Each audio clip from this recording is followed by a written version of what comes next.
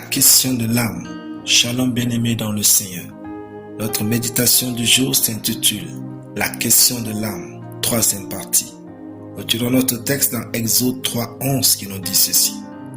Qui suis-je pour aller vers Pharaon et pour faire sortir d'Égypte les enfants d'Israël? Alléluia. Dieu veut que chacun se comprenne avant de s'offrir à lui de façon significative pour une intimité épanouie.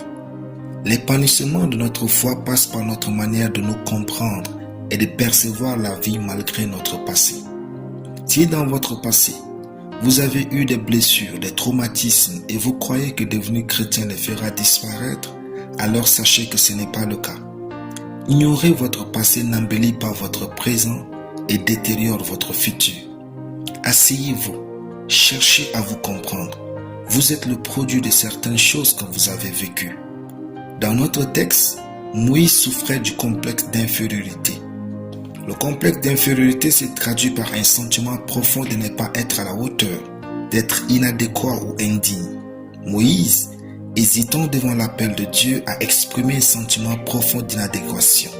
Il dit « Qui suis-je pour aller vers Pharaon et pour faire sortir d'Égypte les enfants d'Israël ?» Sa focalisation sur ses faiblesses initiales révèle son complexe d'infériorité. En effet, Moïse a grandi dans des conditions où son peuple d'origine était esclave et souffrait. Ayant fui l'Égypte, il vivait dans l'insécurité et avec les moutons de son beau-père. Moïse ne se voyait pas comme quelqu'un qui allait faire de grandes choses avec Dieu. Bien que Dieu soit venu à lui, l'âme de Moïse avait des réactions qui ont fait que Dieu a dû associer Aaron à sa destinée. Aujourd'hui, plusieurs d'entre nous avons des blessures non guéries.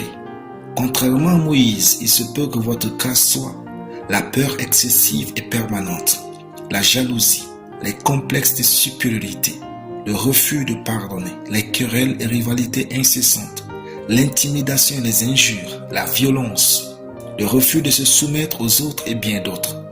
Mais Dieu désire votre guérison. Si vous allez sur la page Facebook de la paroisse La Parole de Vie de Ngandere, vous allez trouver un enseignement sur les blessures émotionnelles sur 2 dimanches. Ces enseignements vont changer votre vie.